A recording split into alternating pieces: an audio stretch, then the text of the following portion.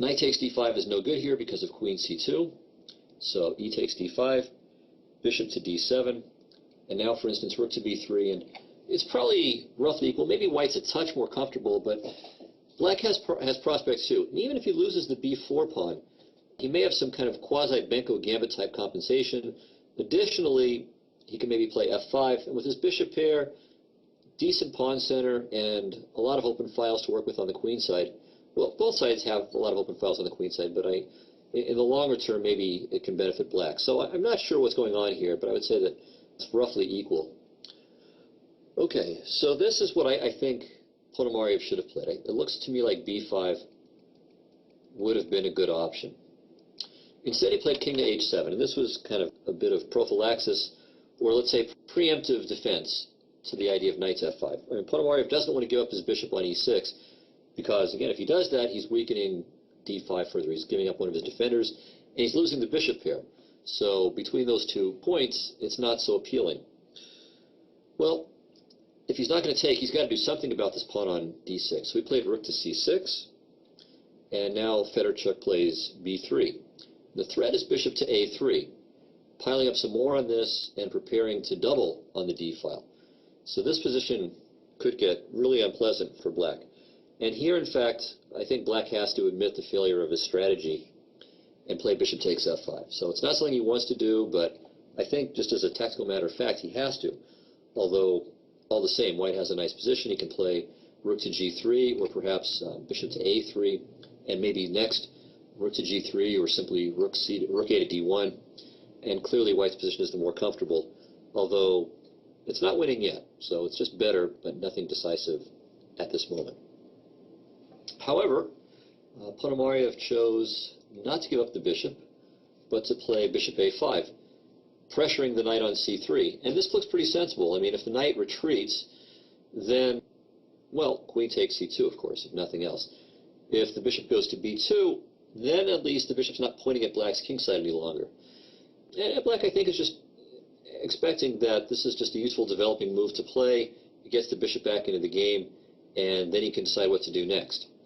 But he was mistaken in his assessment of the position. So, in fact, things are quite bad here. White to move. What should he do?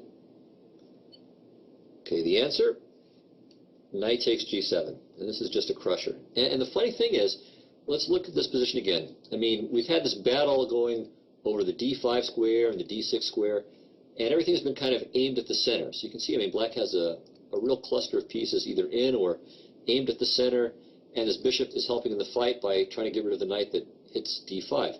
So all of this looks absolutely wonderful, but where white has been kind of sneaky is that if we look at this position, we can see that white, in fact, very subtly has started pointing all of his pieces in the general direction of the black king side, while black has moved almost all of his pieces away from the king side.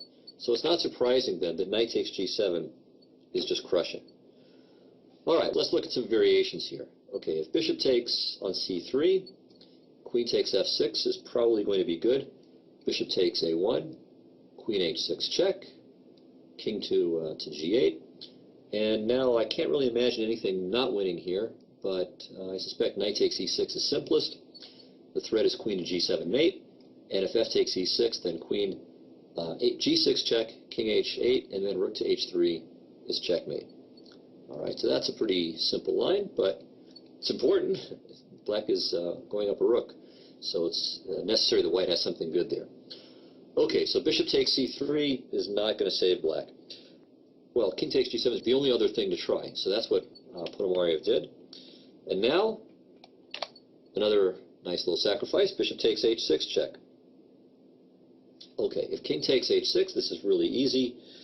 Then we just play queen takes f6 check, and mate is eminent. So, all right, if king h5, what should we do here? Probably just rook to g3. Yeah, I don't see any good defense to the simple threat of queen to g5 mate. Okay, just double checking, but that looks like that's the end of the world. And king h7, rook to g3, or actually even simpler, queen h4 check, king to g6 or g7, doesn't matter, then rook to g3 check, and then rook takes g4 is mate. So that's hopeless too. So after bishop takes h6 check, Ponomariov played king to g6. And maybe he saw this in advance and thought that he was okay here. Not great maybe, but okay. And if bishop takes f8, then bishop takes c3, and he's got two pieces for the rook. His king's a bit exposed, but maybe it's not fatal.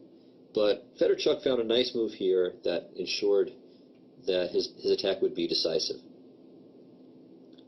So this is the key follow-up. So after the two sacrifices, rather than playing bishop takes f8, or rather than giving a check, Fedorchuk plays knight to d5, which is a very good move. The threat is queen takes f6 check, so black has to do something or other about that. All right, if king takes h6, we already know what happens. Queen f6 check, followed by rook to g3, if nothing else. But let's look at the captures. So if knight takes d5, now white plays queen to g3 check. Okay, if the king tries to be sneaky and run out this way, then queen to g5 is mate. No luck there. Of course, if the king goes to h7, queen g7 is mate, king h5, queen g5 is mate. And on king takes h6, then we already saw this pattern too. Queen h4 check, king wherever, rook to g3 check, bishop blocks, and then rook takes is checkmate. So that's no good. So after knight to d5, black can't take that way. Okay, how about bishop takes d5? Well, this one's even easier. Queen f5 check, king h6, and there are multiple ways to mate here, but this is a simple one. Rook h3 check. If knight h5, then just rook takes, and queen at g5 is mate. And of course, it's also mate the same way if he doesn't block with the knight. So after knight to d5, Ponomariov couldn't think of anything better to do than play knight to h7. And again, it looks like he might have some small chance, but not really.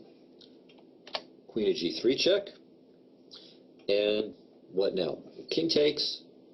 Again, the same pattern. Queen h4 check, followed by rook to g3. Decides the game. Well, okay, one thing we do need to point out that's slightly different. Here, black can hide his king on h8, but now knight to f6. And queen h7 mate follows shortly. Okay, so after queen to g3 check, king h6 doesn't work, so Ponomariov tried one last little joke here with king to h5. And now Fedorchuk ends the game with knight f6 check. Okay, if king takes h6, then yet again queen h4 check, and then rook to g3 check. It's going to mate quickly. So Ponomariov decided to be a good sport, played knight takes f6, and then of course mate and won. And that's the game. That actually happened. So a very nice victory by Sergey Fedorchuk, and I think a very interesting variation in general. And let me suggest to many of you guys, if you face the knight, or if you're not really sure what to do about it, you don't want to go into the English attack, you don't want to memorize tons and tons of theory, it's not a bad idea to master some of these systems where you play against the d5 square. Now, again, I realize that this was not a knight-orf, but just to show you, by way of analogy, what I'm referring to. So after e4, c5, okay, so instead of bishop to b5 check, d4, takes, knight f6, knight c3, a6, bishop e3, e5, and then knight f3. And you'll have many of the same motifs. Okay, so the bishop often comes to c4, helping in the fight for the d5 square. White will often play for bishop g5 and bishop takes f6, again, trying to get rid of one of the defenders of the d5 square. And sometimes this knight will go hopping around from d2 to c4 or f1, and then to e3, again, aiming to jump into d5 or to support the fight for d5. And sometimes the knight will go to h4, with the idea of perhaps following up with queen f3 and knight f5. And I've had a number of games in this system myself, in blitz and in tournaments, and have generally done very well with it. So it's a reasonably potent system that your opponents have to know quite well to neutralize. And it's very easy to play. It's also very safe.